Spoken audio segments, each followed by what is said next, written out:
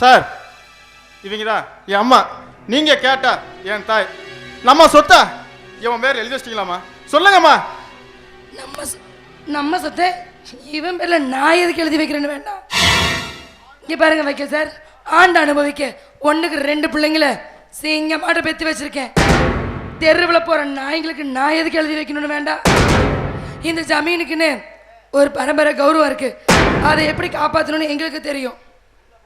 இந்த மாதிரி கண்ட நாய்ங்க பேச கேட்டுட்டு இப்படி வராதிங்க.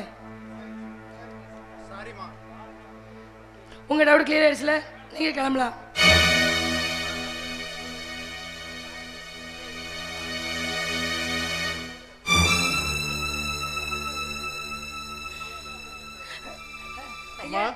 நான் நல்லா நடிச்சிருங்களா?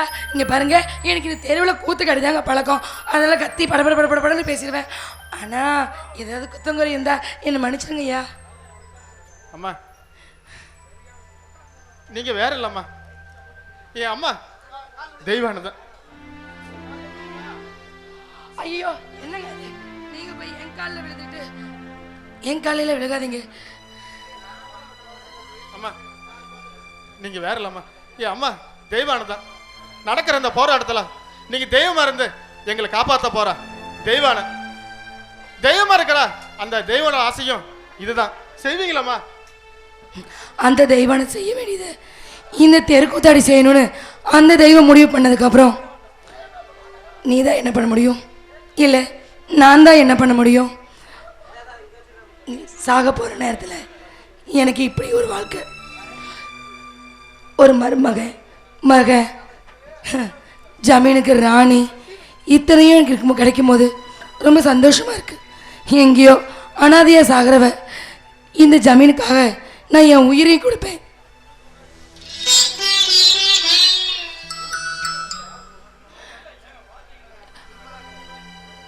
அம்மா, எங்க அம்மா செத்து போச்சுன்னு யார் சொன்னது?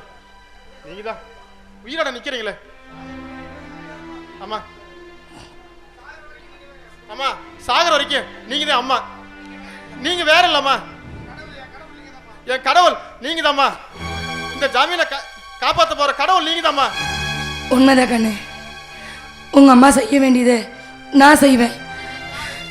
உன் தாய் உனக்கு உருவத்தை கொடுத்தா, கடவுள் அந்த தெய்வனோட உருவத்தை எனக்கு கொடுத்துருக்காரு. இங்க பாரு, இந்த ஜமீனை நிச்சயம் நான் காப்பாற்றுவேன், கவலைப்படாத. சொல்லிக்க நாதி இல்லாம அனாதையே செத்து போயிருந்தேன். இப்போ சொந்தம் பந்தம் ராணிங்கிற பட்டத்தோட இந்த குடும்பத்தில் வாழ போறேன்.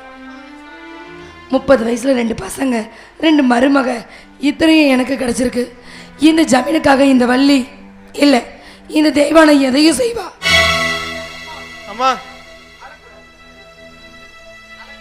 நீ அழக்கூடாதுப்பா. நீ எதுக்காக வாழக்கூடாது? உன் அம்மா நான் இருக்கேன்ல.